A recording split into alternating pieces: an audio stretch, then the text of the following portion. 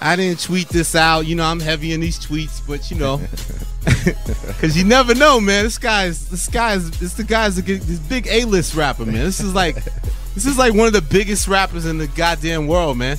I think I'd say here's a great introduction. We haven't been able to do this one. Yeah. Grammy Award winner.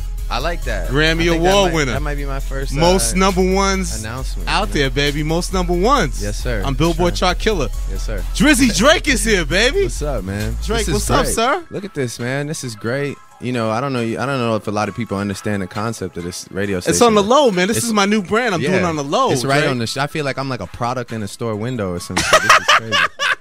I like it's different than popping up on Fairfax and shit. Oh right? yeah, it's like, yeah. You know, no, this is nice. Seeing Hopefully we get a homies. nice crowd outside. You know, see how it goes. You didn't know how that was, right? Yeah, it's nice, man. Yo, I like what you got going on. Thank you, sir. I appreciate you coming out here, man. This little internet radio thing, man. Keep it thorough, man. Yeah, you know, I had to, come and just be with the people in New York City, man. You know, I had to come show love. Because you got a little event this weekend, right? The Jordan situation. Yeah. I'm performing at the Jordan High School game. It's gonna be great. You know, performing tomorrow. Like I said, they gave me a limited amount of time, but I'm gonna stay up there and try and kill it as long as I can. You got a lot of hits, man. They got to give you a little more time than that, man. No, it's all good. It's all good. What they really did get strict with it? They're like, you got 15 minutes straight. Yeah, I mean, it's just one of those things. Like, I got to go back to Barclays on tour, so we didn't want to do like a full. Yeah. We didn't want to do like a full performance. So it's just something to hype the people. Do you have to clean it up, or you could just go? That's one. I think I got to give a clean show. A little bit, but it's all good though. Yeah. I mean, I'm performing a track, so we'll make it work.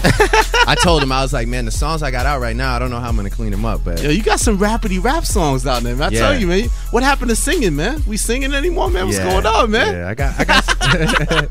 I got singing over. I just never. That's that. I like to balance it out. It's just all dependent on the mood that I'm in, the story that I'm trying to tell. I'm just really trying to set up the story for this album, and I think when you hear the album, it's definitely like probably one of the most musical pieces that me and 40 have done. Yeah. At this point, I mean, he's pretty much done the whole album thus far. So nothing was the same, right? Yeah, still the title. Yes. Okay, so you're close. Yeah, I'm close to completion. I know how you get though. I know. I don't like. I'm over. One thing I'm over in my career is just like not following through, and false promises. So that's why I'm not up here being like, yo, on this date, this is. I don't want to. I just want to. Summer's mine. Yeah, I just want to kind of. How we look at July 4th. Yeah, nah. Cookouts with Drake's album, baby. I don't want to mislead. Get your hamburger, your hot dog. And that Drizzy album, man. Yeah, it's coming though, man. So how did you decide to roll out though? Like I want, you know me. I remember we did the Respect thing. I love a big record like Stay Scheming, those kind of records. Right. So I like, obviously this is like your third album. Like for you to come with a situation like, how do you roll this out? You know what I mean? And then in February you just started from the bottom one day. You just put it on your blog, October's very own. Yeah. Off and running.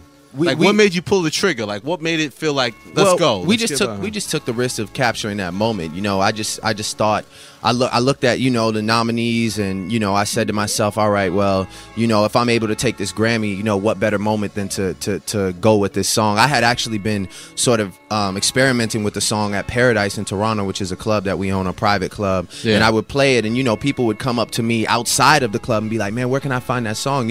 Word got around the city that I had this new song out. Word got around what it was called and what it was talking about, and it just kind of became this anthem. I was like, okay, well, it's obviously an important piece. And I just thought if it could, somehow coincide with winning a Grammy in a very triumphant moment, and we just decided to kind of put all those eggs in one basket, shoot the video, and it unfolded better than I ever could have imagined. It's the best rap song of the year. Oh man, yeah, thank you. We're only in April. Yeah, it's early. But I'll give you the Weeknd award. Yeah, no, but it's funny though. I didn't realize that. I think a lot of people know that. So the Grammys was an influence of that. That situation. Yeah, the Grammys and just kind of like the climate of music and hearing. Because you said the game needed the anthem, right? The game needed like something. Yeah, and just kind of trying to take that risk of changing it up. There's people that shouldn't be doing trap music.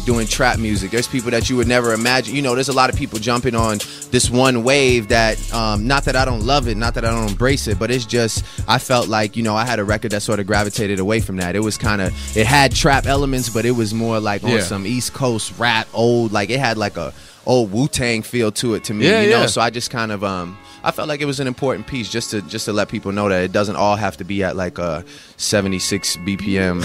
You know, you could change the tempo a bit. You know. So.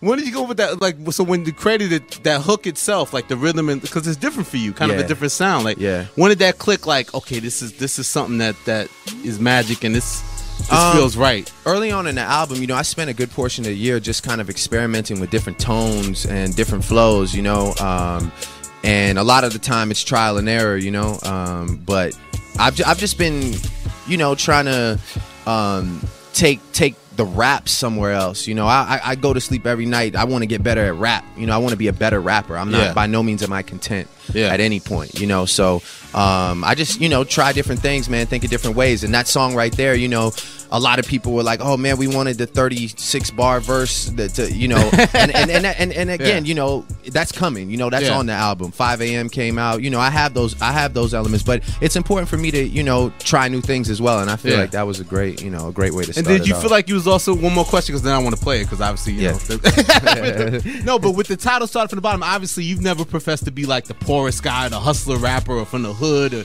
you know, that kind of thing. Did you feel like you knew it was going to be provocative, that people were going to kind of look at that title and then be like, you know, what does he mean by that? And sort of engage that conversation, that, you know, the perception of who you think Drake is, and bringing that sort of level of clarity to it? Yeah, I mean, well, you know, the bottom is not the hood, by the way. You know, like that's just not how the world works, you know. A lot of people have to work for a lot of things in life. That's just what the song is about, man. It's about, you know, being focused on a goal, which at times can feel like the bottom because you haven't achieved it yet, and, you know, somehow attaining that goal, you know. And that's really what the song is about. Where I'm from, you know, has nothing to do with it, really. And I mean, it's not about poverty. It can be if you want it to be, if that's your story, you know. But it's about the journey. It's about the journey. Everybody has a unique story, you know, and I think that people just bring up the hood thing, and, you know, because it's just something to talk about. But it's all good, you know. I mean, I'm always ready for the conversation. Well, the hood loves it though, man. Yeah, that's all that matters. Yeah, they really do too, for real. All right, let's get into that started from the bottom, man. Then we'll come back. Then we're gonna come back and play your other record, man. You got two records, man. It's perfect, man. Wine EVR, Drake said, wine EVR, keep it thorough.